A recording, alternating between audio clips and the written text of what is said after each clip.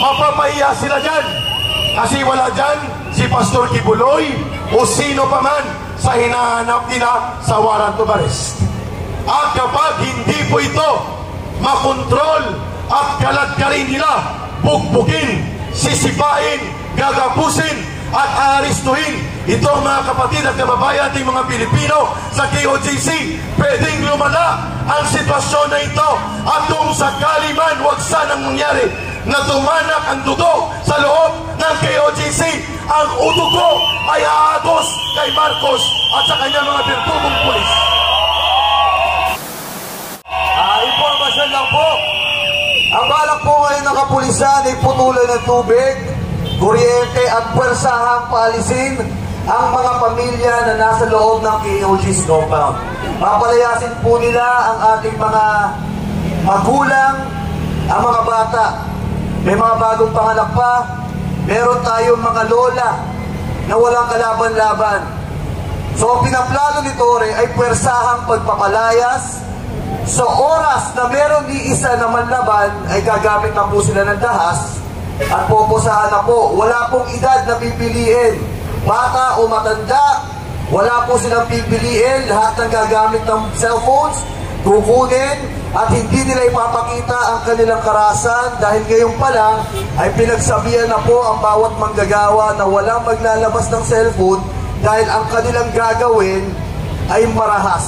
Sa buong kasaysayan ng daigdig, kahit sa panahon ng digmaan, sa ikalawang pandaigdigang digmaan, ang pinakamababangis na hukbo na Nazi German ni Hitler, kailanman hindi lumusog sa mga simbahan at inagaw ang mga reliyoso at sambahan ng mga tao kahit na yon ay may digmaan. Kung hindi baliw itong si Bongbong Marcos Jr., wala tayo sa digmaan. Sibilyan ito, inaagaw, dinadahas, sinasaktan at utos kriminal po ito. Kung mayroong dapat agawin ay yun ang Malacanang sapagkat pinupugaran ng demonyo. Hindi siya presidente kung ganito ang kanyang ginagawa sa mga sibilyan at kapwa nating Pilipino. Habang binabantayan natin ang kaganapan doon, mapalad tayo na may abogado na pwedeng manindigan at siya din ay boses ng malinaw na pagsusulong ng mabuting pamamahala at hindi pangag na pamumuno kagaya ng ginagawa ni Marcos Jr. Palakpakan natin sa unang bahagi ang mensahe ng pagpapahayag ni Atty. Glenn Chong. Sige lang ha, sige lang ang live, sige lang.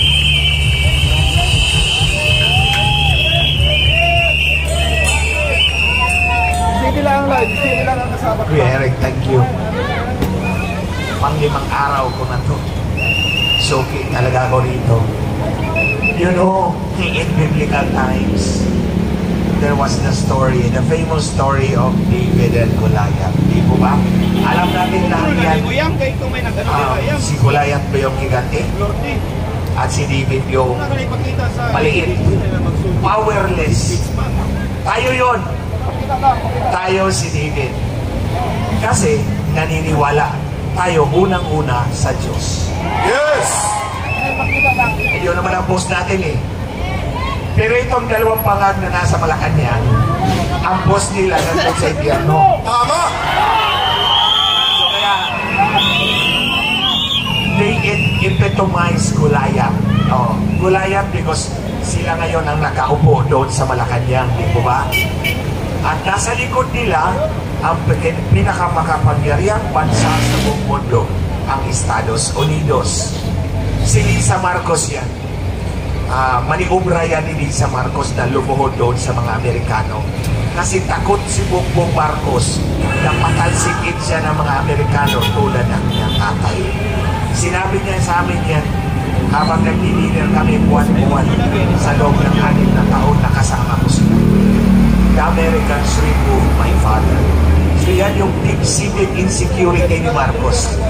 Kaya nung kampanya, lumuhod si Lisa sa mga Amerikano. Tinawagan niya ako at sinabi niya, gumawa ka ng executive summary ng mga kaso ni Leni Robredo, unahan na natin para tayo yung malapit sa Amerikano at hindi tayo maunahan ni Robredo.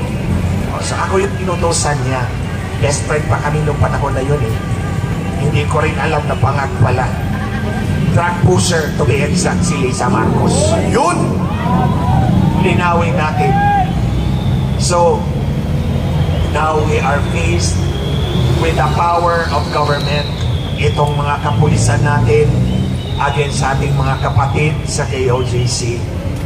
That's a classic David and Goliath battle. Di ba? Tayo dito mga David din tayo. Come to think of it, we are fighting a giant that is godless. We are fighting a giant that is drug-crazed. Mga bangag. At least tayo hindi bangag, di ba? Ang bangag hindi naniniwala sa Diyos. Tayo hindi bangag naniniwala tayo sa Diyos, di ba? Sino man naman ang magbibigay sa atin ng tagumpay kundi yung boss natin sa langit, di ba? So let's keep our faith. Ngayon, yung mga nandyan sa kalsada, dumadaan lang, one day they will be with us.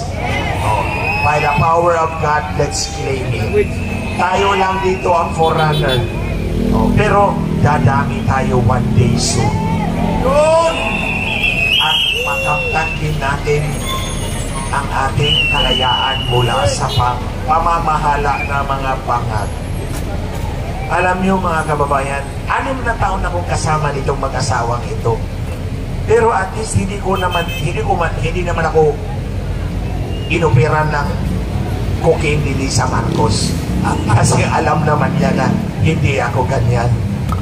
Pero si Kati Binag, inoperan niya, do you want? Sabi ni Kati Binag, no, I don't do it. And then sa Marcos, then why are you here? You're not supposed to be here. Ganyan si Lisa Marcos magpiplit yung attitude pag hindi niya nagustuhan ang sagot niyo. So, ito naisip ko lang ngayon na lang. Noong panahon ng kampanya, ang SMNI ang nagbigay sa kanila ng platform para makapangampanya si Marcos, di mo ba? Lahat ng mainstream media kalaban ni Marcos. Ang SMNI lang ang tumulong sa kanila. Si Pastor Kibuloy tumulong sa kanila. Anong ginawa nila kay SMNI? Kinorgor. Si Pastor Kibuloy, sisirain pa yung buong 30-hectare compound ng KOJC para lang siya mahanap. Katraiduran yun, di mo ba? Hindi lang katraiduran sa SMNI, hindi lang katraiduran kay Pastor Kibuloy. Sino ba? Ako! Bilang po, Billy, okay, sige. nagkapo muna tayo ng ating live report sa ating kaganapan. Sige, pasok.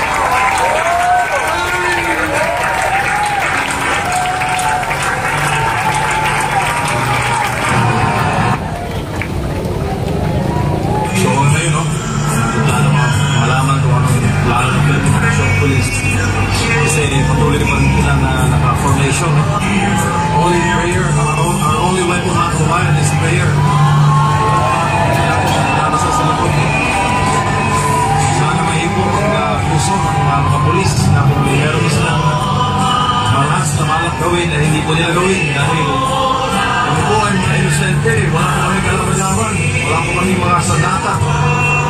Aking pong dala ay mga dalangin lamang po.